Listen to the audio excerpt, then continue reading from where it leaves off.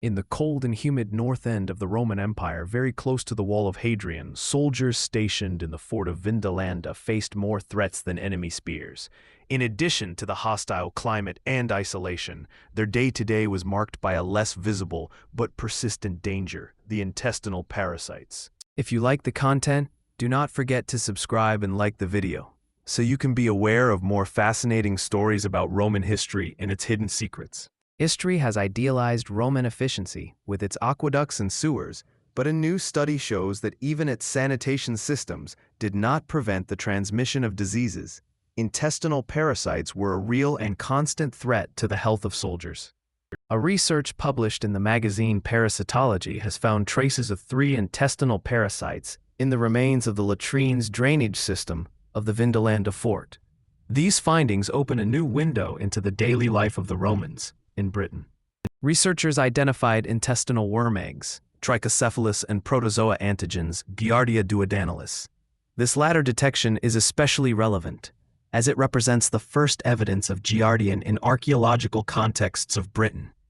The fort of Vindolanda, founded in the 1st century AD, housed troops and a civil community. Thanks to the exceptional preservation of the site, thousands of everyday objects have been found that offer a unique view of life in a Roman settlement. However, latrines analysis reveals that the health of the soldiers was at risk. Researchers found evidence of intestinal infections that affected the occupants of the fort more than 1,700 years ago. The effects of these parasites on the health of soldiers were not minor. Malnutrition and diarrhea could affect their operational performance, which was critical in a military environment. Despite having public toilets and a drainage system, these were not enough to stop the transmission of diseases.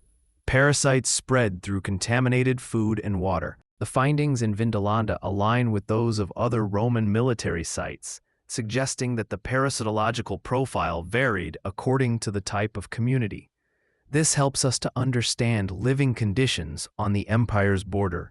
This study pushes us to rethink the conditions in which the inhabitants of a frontier fort lived.